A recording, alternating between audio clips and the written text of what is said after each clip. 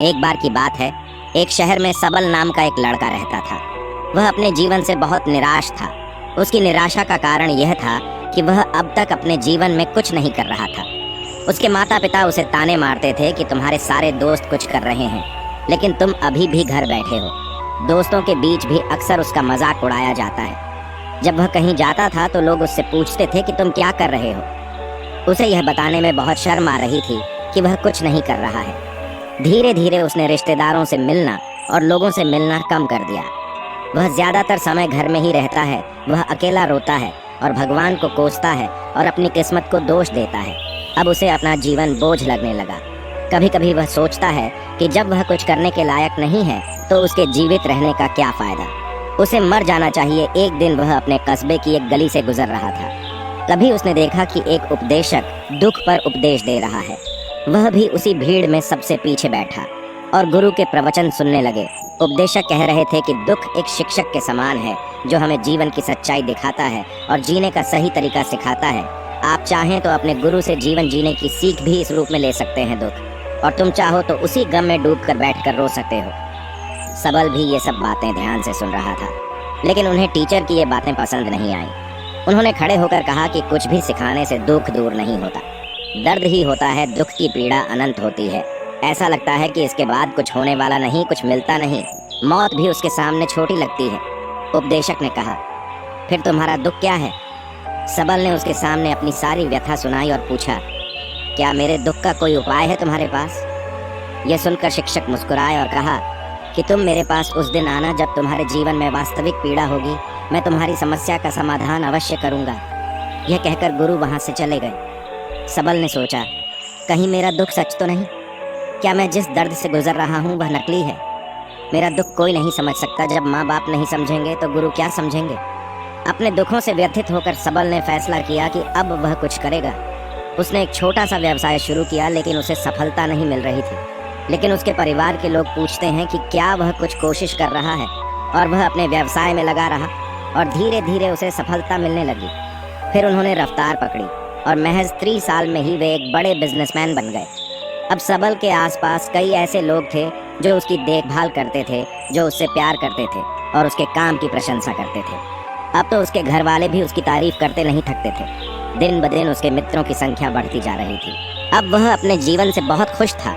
उसके कुछ दोस्तों ने उसे सलाह दी कि जब तुम एक बड़ा व्यापारी बनकर इतने खुश हो तो सोचो तुम्हें कितनी खुशी होगी अगर तुम इस शहर और इस राज्य के सबसे बड़े व्यापारी बन जाओगे। कितने लोग आपसे जुड़ना चाहेंगे, आपकी कितनी शोहरत है, और खुद बादशाह भी आपसे दोस्ती करना चाहेगा और जरूरत पड़ने पर ही आपसे पैसे उधार लेंगे। दोस्तों की यह बात सबल के दिमाग में घुस गई। अब वह और पैसे कमाने की कोशिश करने लगा, लेकिन उसे यह सब बहुत जल्दी चाहिए था। वह इन चीज़ों को पाने में अपना ज़्यादा समय बर्बाद नहीं करना चाहता था, इसलिए उसने ऐसे काम करना शुरू कर दिया जो सही नहीं थे। उसने अपने दोस्तों से बड़ी मात्रा में पैसा उधार लेना शुरू कर दिया और अधिक मुनाफा कमाने के लालच में उसने मिलावट करना शुरू कर दिया। उसका माल। उसने अन्य व्यापारियों के खिलाफ भी साजिश रची और उन्हें डराया।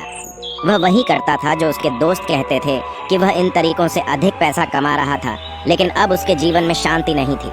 उसके मन की शांति गायब हो गई थी और वह रात को सो नहीं सका। वह होड़ में रहता था।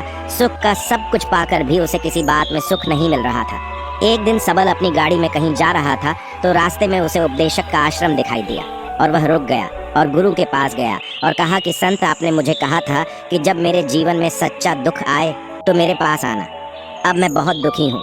मेरी रातों की नींद उड़ गई है। मुझे कहीं भी शांति नहीं मिल रही है। इस तरह सबल ने संत को अपनी सारी समस्याएं बताईं। गुरु ने कहा कि जब आप पहली बार मुझसे मिले थे तब भी आप कुछ दुख में थे, कि आपने क्या सीखा उस दर्द से? सबल ने कहा कि मैंने सीखा कि सिर्फ सोचने और चिंता करने से कुछ नहीं होता। अपने सपने को साकार करने के लिए कार्य करना पड़ता है और केवल कर्म करने से कुछ नहीं होता। अपने कार्य को अंतिम चरण तक ले जाना भी आवश्यक है। रास्ते में कितनी ही मुश्किलें आ जाएं, मन कितना ही निराश हो जाए, कितना ही लगे कि अब कुछ होने वाला नहीं है, तभी तो यकीन मानिए कि मैं जो भी कर रहा हूँ उसमें अवश्य ही सफल होऊंगा। लोग सफल लोगों की ही इज्जत करते हैं, कोई कितना भी अच्छा क्यों ना हो। वह हमेशा लोगों की नज़रों में बोझ ही होता है। ये सब सुनकर उपदेशक मुस्कुराया और कहा, यह वास्तविक दुख नहीं है। जब आपके जीवन में वास्तविक दुख है तो मेरे पास आओ, मैं इसे ठीक कर दूंगा। सबल ने जाते समय ऋषि को सोने के सिक्कों से भरा एक बर्तन भेंट किया। गुरु ने घड़ा देकर कहा कि यह मेरे किसी काम का नहीं है, उस पेड़ के नीचे गड्ढा खोदकर गाड़ दें। सबल ने मुनि के कहे अनुसार घड़े को पेड़ के नीचे गाड़ दिया और वहां से चला गया। कुछ दिनों तक व्यापार अच्छा चलता रहा, लेकिन व्यापार के गलत तरीके के कारण धीरे धीरे उन्हें व्यापार में घाटा होने लगा। उसकी सारी दौलत धीरे धीरे खत्म होने लगी और एक दिन ऐसा भी आया जब उसके पास कुछ भी नहीं बचा और वह कर्ज के बोझ तले दब गया। लेकिन वह निश्चिंत था, क्योंकि उसने अपना सारा कर्ज अपने दोस्तों से ले लिया था। ऐसा कुछ नहीं हुआ। बुरा वक्त आते ही दोस्तों ने सबसे पहले उससे कर्ज मांगना शुरू किया। अगर उसने कर्ज नहीं लौटाया तो उन्होंने उसे उसके सभी शुभचिंतकों और प्रियजनों को जान से मारने की धमकी भी दी। उसके दोस्त जो उसके साथ मस्ती करते थे अब उससे दूर भाग रहे थे। उसका परिवार उसकी गलतियों और कमियों को गिनने लगा। उसकी सारी संपत्ति नीलाम कर दी गई और उसके पास कुछ भी नहीं बचा। जब उसने अपने पिता से मदद मांगी तो पिता ने कहा कि मेरे पास केवल एक छोटी सी जायदाद तेरी माँ को कहाँ रखूं? तुझे दे दूं तो यह जायदाद हमारा आखिरी सहारा है। सबल में गहरी उदासी थी। उसके आसपास कोई नहीं था जो उसके दुख को समझ सके, जो उसे संभाल सके। लोगों के इस विश्वासघात के कारण वह अंदर ही अंदर टूट गया था। वह सोचने लगा कि अब जीने का क्या मतलब है, अब मौत ही मेरा सहारा है। वह रास्ते में था, आत्महत्या करने के लिए पहाड़ी। तब से उसे याद आया कि शिक्षक ने उससे कहा था कि मेरे पास आओ। जब तुम्हारे जीवन में वास्तविक दुख हो तो सबल ऋषि के पास गया और अपनी सारी व्यथा आंखों में आंसू के साथ कहा, साधु जी मेरे दुख का समाधान करें। गुरु ने कहा, जब जीवन में वास्तविक दुख हो तो मेरे पास आओ, मैं अवश्य ठीक करूंगा। सबल ने कहा कि अभी मेरे जीवन में जो हो रहा है वह दुख नहीं है। आखिर वास्तविक दुख क्या है साधु? सबसे पहले आप मुझे बताओ कि आपने अपने कष्टों से क्या सीखा। सबल ने कहा कि मैंने सीखा है कि जो लोग हमारी सफलता और प्रगति के कारण हमारे जीवन में आए हैं वे निश्चित रूप से हमें धोखा देंगे, क्योंकि वे बुरे समय में हमारे साथ नहीं खड़े होंगे। वे केवल हमारा फायदा उठाएंगे। अच्छे समय में और बुरे वक्त में हमारा साथ छोड़ दें। भरोसा सिर्फ उन लोगों पर करें जो हमारे बुरे वक्त में साथ देते हैं, लेकिन ऐसे लोग बहुत कम होते हैं। लेकिन जिनके पास होते हैं उन्हें कद्र करनी चाहिए, उनका अपमान नहीं करना चाहिए। मैंने यह भी सीखा कि कभी किसी के खिलाफ साजिश नहीं करनी चाहिए। अपना काम ईमानदारी और धैर्य से करो और कभी भी लालची मत बनो। अपने सारे दुख दर्द और अनुभव सुनाने के बाद सबल आंखों में आंसू लिए ऋषि के सामने बैठ गया। कुछ देर बाद ऋषि उठे और पेड़ के नीचे गड्ढा खोदकर घड़ा निकाल लिया जो सोने के सिक्कों से भरा था। उसने सबल को दिया और कहा कि मेरे पास आओ जब तुम्हारे जीवन में वास्तविक दुख हो। तो सबल ने अपने शिक्षक का धन्यवाद किया और उन्हें प्रणाम किया और चला गया। एक छोटा व्यवसाय, उसने लगन और ईमानदारी से व्यापार किया। जल्द ही वह अपने शहर का एक बड़ा व्यापारी बन गया। उसका जीवन सुख सुविधाओं से भरा था, लेकिन कोई कितना भी अच्छा हो और कितना ही अच्छा दान करता हो, लोगों की मदद करता हो, लेकिन जीवन में दुख आता है तो सबल के जीवन में भी दुख आते हैं। अपने माता पिता की मृत्यु के रूप में वे दोनों एक ही दिन मर गए। सबल अपने माता पिता से बहुत प्यार करते थे, इसलिए उनकी मृत्यु से उन्हें गहरा दुख हुआ। वह दोनों के शवों को श्मशान घाट ले गए, जहां उनका अंतिम संस्कार किया गया। वहां उसने अपने माता पिता का शव जलता हुआ देखा तो उसका मन अशांत हो गया और उसमें अनेक प्रश्न उठने लगे। वह घर वापस आ गया, इसलिए उसने अपने माता पिता के घर और संपत्ति को देखा, जिसके लिए उसके पिता हमेशा लड़े थे। उसके पिता ने जो कुछ कमाया वह सब यहीं छूट गया। एक दिन पहले तक उसका पिता अपनी संपत्ति के लिए किसी से भी लड़ जाता था, आज वे खुद इस दुनिया से चले गए। उनके दिमाग में ऐसे कई ख्यालों का बवंडर था। वह अंदर से अकेला और डरा हुआ महसूस कर रहा था। उसे खालीपन महसूस हो रहा था। उसे लग रहा था कि कुछ तो है जो वह समझ नहीं पा रहा था, इसलिए वह ऋषि के पास गया। उसे देखकर साधु ने कहा कि क्या जीवन में कोई दुख है? सबल ने कहा, वैसे तो जिंदगी में कोई गम नहीं है मालिक, सब खुश है, सब ठीक चल रहा है, लेकिन आज मेरे माता पिता का देहांत हो गया है। मैं इस घटना से बेहद दुखी और परेशान हूँ। मास्टर जी ने कहा, इसमें उदास होने की क्या बात है? एक दिन तो सबके अपनों को मरना है ना। कोई कभी जिया है और ना कभी जिएगा। एक दिन तुझे भी मरना है, शायद तू कल ही मर जाएगा, नहीं तो आज भी मर सकते हो। सबल ने कहा, क्या कह रहे हो मास्टर जी? मैं भी मरूंगा, लेकिन मैं अभी जवान हूँ। गुरु ने कहा कि सब इस भ्रम में जी रहे हैं कि मौत दूसरों को ही आती है, बड़ों को आती है, लेकिन जवान बूढ़े से पहले मर जाते हैं, बच्चे मर जाते हैं। और वह चुपचाप चला गया, लेकिन उसका मन अभी भी बेचैन था। वह खाली महसूस कर रहा था। वह सारा दिन अपने बारे में सोच रहा था कि वह कौन है, वह इस दुनिया में क्यों आया, क्या जीवन का लक्ष्य केवल चीजों को खाना और मरना है।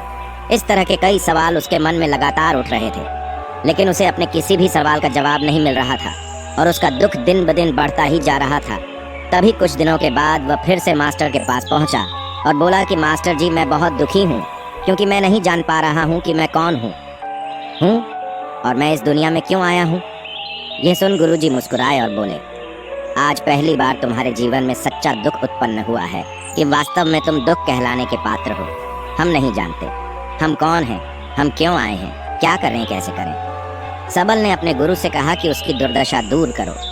शिक्षक ने कहा कि हम सभी मनुष्य जीवन भर संग्रह करते रहते हैं। सबल ने कहा कि सभी मनुष्य जीवन भर धन, मान, परिवार, प्रतिष्ठा, मित्र, शत्रु आदि जमा करते रहते हैं। हमारे साथ बात है? सबल ने कहा, नहीं गुरु, कुछ नहीं जाएगा, इनके साथ कुछ नहीं गया।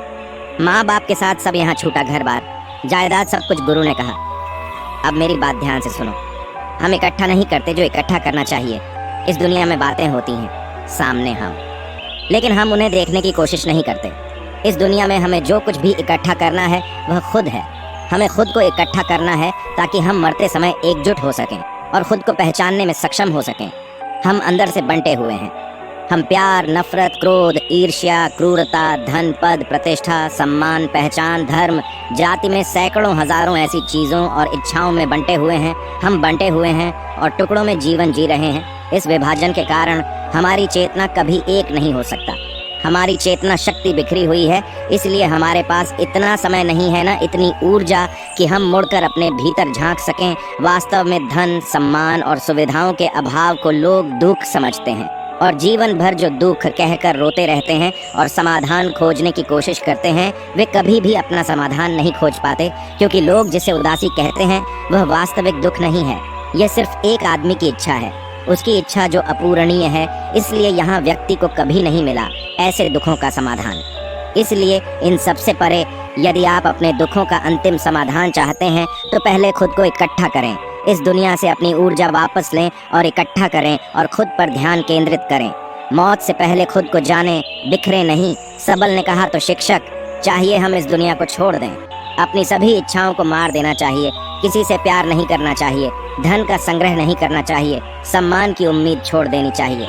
शिक्षक ने कहा कि बिखरे हुए आदमी से भावनाएं, इच्छाएं और इच्छाएं निकलती हैं। जैसे पहाड़ से गिरता पत्थर जिस पर देखने के सिवा पहाड़ का कोई वश न हो, परेशान होना और कुछ खोना, उसी प्रकार बिखरे हुए मनुष्य की इच्छाएं बेकाबू और पीड़ादायक होती हैं। उसका उच्चृंखल मन इच्छा और कल्पना करता चला जाता है और यह दुख देता है। लेकिन जब एक व्यक्ति एकत्र हो जाता है तो वह जो कुछ भी करता है वह उसके नियंत्रण में होता है, तो उसकी मर्जी से इच्छाएं भी निकलती हैं। सबल ने कहा कि आपने मेरे सच्चे दुख का समाधान कर दिया, बहुत बहुत धन्यवाद। अब से मैं अपने आप को समेटने की कोशिश करूंगा। शिक्षक ने कहा कि मानव शरीर में बहुत ऊर्जा और शक्ति है, लेकिन यह बेकार के कामों में बंटा हुआ है, बेकार की चीजों में लगा हुआ है। यह एक बच्चे के हाथ में एक बहुत शक्तिशाली मशीन की तरह है और वह अपनी शक्ति को बिना सोचे समझे और बिना किसी नियंत्रण के बर्बाद कर रहा है। इसलिए अपनी चेतना की शक्ति पर ध्यान केंद्रित करें और इसे इकट्ठा करें। सबल को अपने सवालों का जवाब मिल गया। उसने अपने मालिक को धन्यवाद दिया और चुपचाप चला गया। दोस्तों, आशा करता हूँ कि आपको इस वीडियो से बहुत कुछ सीखने को मिला होगा। इस वीडियो में बस इतना ही। मिलते हैं अगली वीडियो में। जब तक अपना ख्याल रखिएगा। धन्यवाद।